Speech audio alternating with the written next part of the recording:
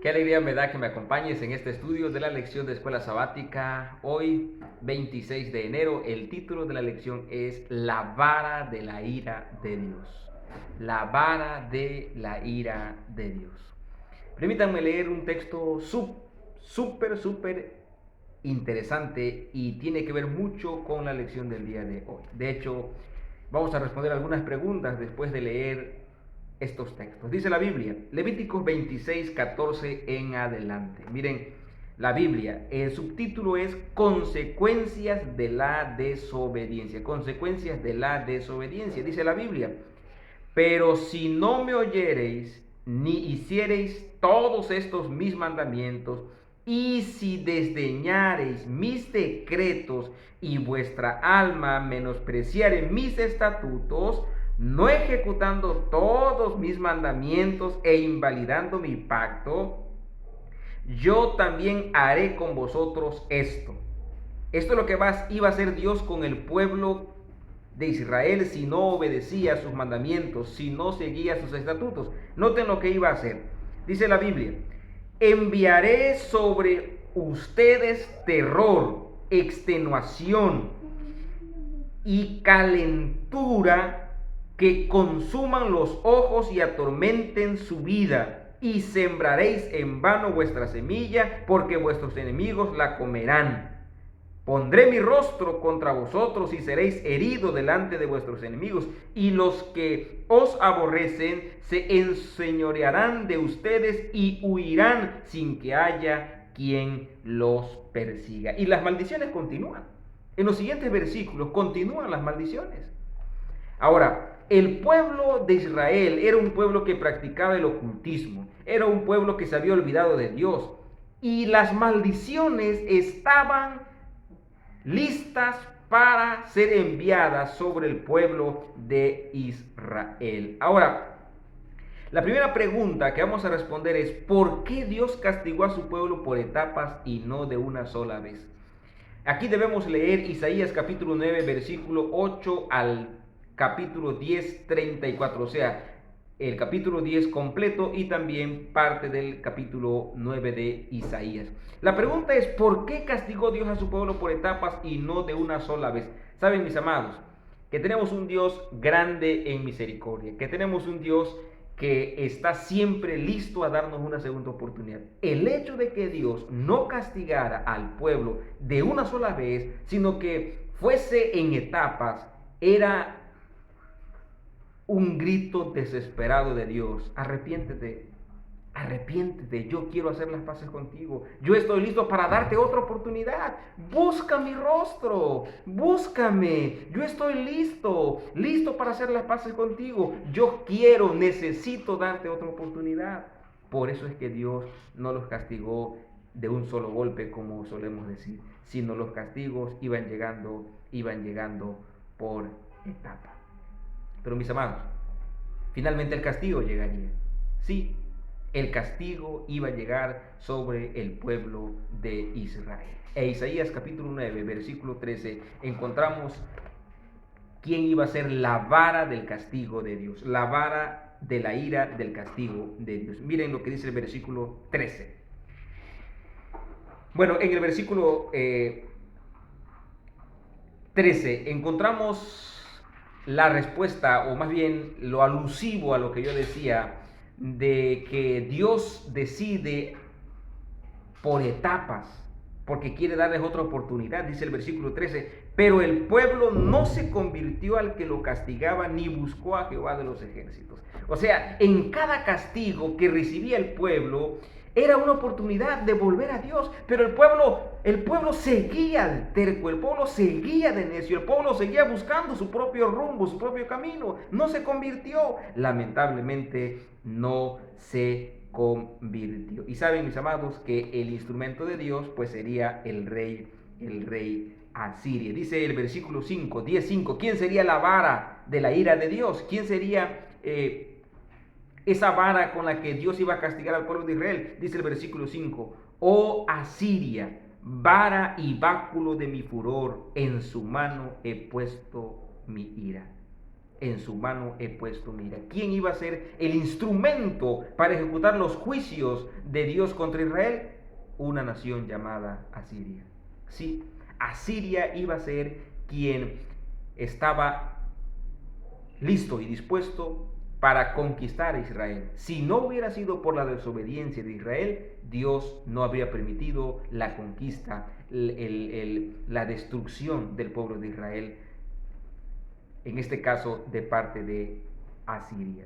Si Dios hubiera, dice nuestro comentario, dice, si Dios hubiera querido destruir a su pueblo, podría haberlo entregado a los asirios de inmediato. Pero la Biblia dice en 2 de Pedro 3:9 que Dios es paciente porque no quiere que nadie perezca, sino que todos procedan al arrepentimiento. O sea, Dios le estaba dando otra oportunidad al pueblo de Israel. Dios le estaba dando otra oportunidad al pueblo de Israel. Dios esperaba, Dios buscaba una oportunidad para el pueblo. Como en el periodo de los jueces, Dios permitió que el pueblo de Judá y el de Israel experimentaran algunos resultados de las insensateces que ellos estaban cometiendo, que ellos estaban haciendo. A veces Dios actúa así con nosotros, mis amados. Dios permite que nosotros cosechemos los resultados de nuestras decisiones insensatas, de nuestras decisiones equivocadas.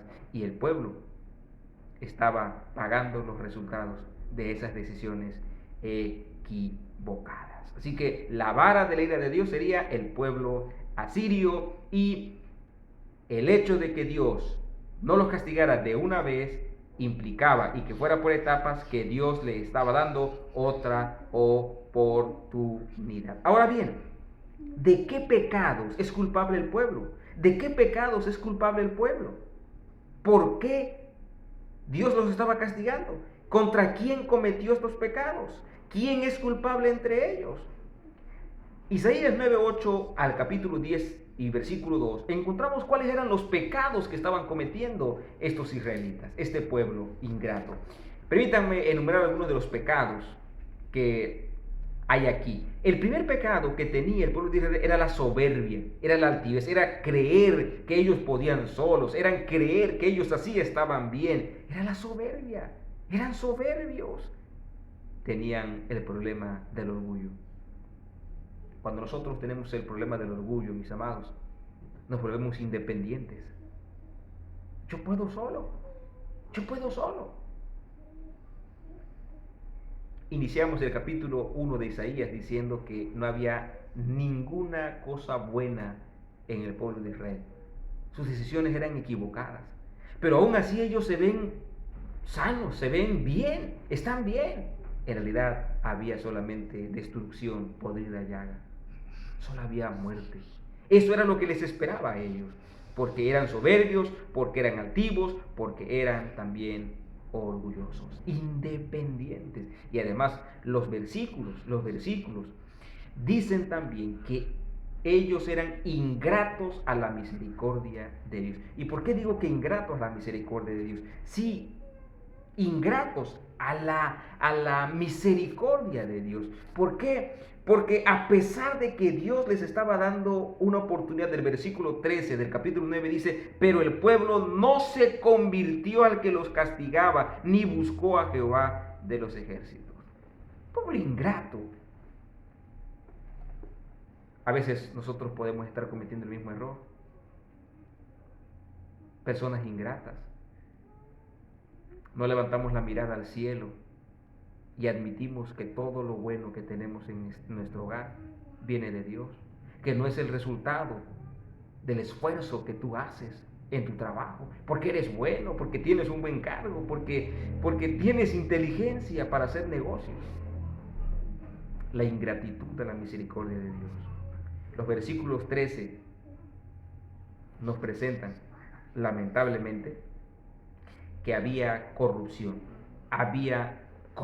en el pueblo. Sí, había demasiada corrupción en el pueblo de Israel.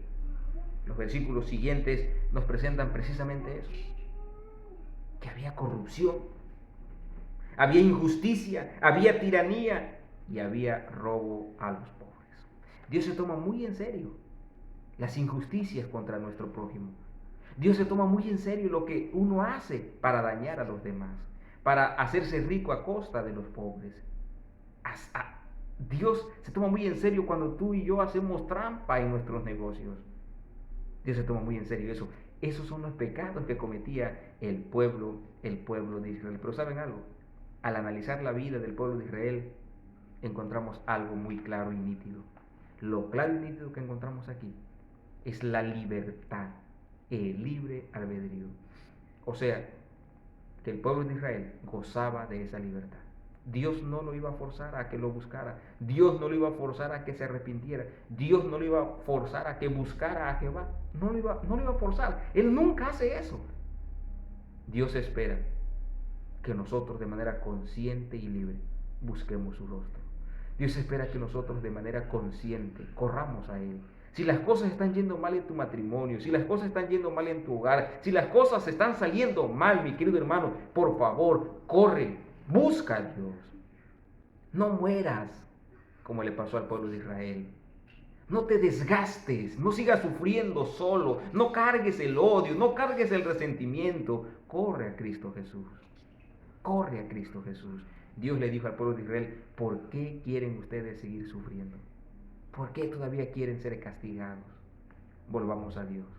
Volvamos a Dios. La pregunta de aplicación dice, ¿cómo has usado el sufrimiento de manera positiva en tu vida? ¿Cómo lo has estado usando? ¿Ha habido sufrimiento en tu vida? ¿Cómo has estado usando ese sufrimiento? ¿Te ha acercado más a Dios o te ha separado de Dios? Dios busca restaurar tu vida, Dios busca restaurarnos. Dale esa oportunidad. Dale esa oportunidad. Que no se diga de ti, pero el pueblo no buscó al que los castigaba. Al contrario, apartó su rostro. Apartaron su rostro de Dios. Vamos a orar. Padre, tú eres bueno con nosotros. Tú eres misericordioso con nosotros. Ahora entiendo por qué, pudiendo castigarnos de una sola vez, tú permites que cosechemos uno a uno los frutos de nuestras decisiones equivocadas. Es para llamar la atención hacia ti. Es para que nosotros levantemos los ojos al cielo y pidamos tu ayuda, pidamos perdón, hagamos las paces contigo. Gracias, gracias Señor por estar preocupados por nosotros, aunque nosotros no estamos preocupados por nosotros. Gracias por amarnos, gracias Señor porque tú estás interesado en mi salvación, en nuestra salvación. Restaura mi hogar, restaura mi familia, ayúdanos a salir de los vicios, de los hábitos equivocados. Libéranos por favor Señor, libéranos. En el nombre de Cristo Jesús. Amén, Señor. Amén. Que mi Dios los bendiga, que mi Dios los acompañe. Soy Nemorio Machucho González y les invito para que le den me gusta al video y para que también se suscriban a nuestro canal. Gracias, gracias por acompañarnos. Nos vemos en el siguiente video de la lección de Escuela Sabática. Hasta pronto.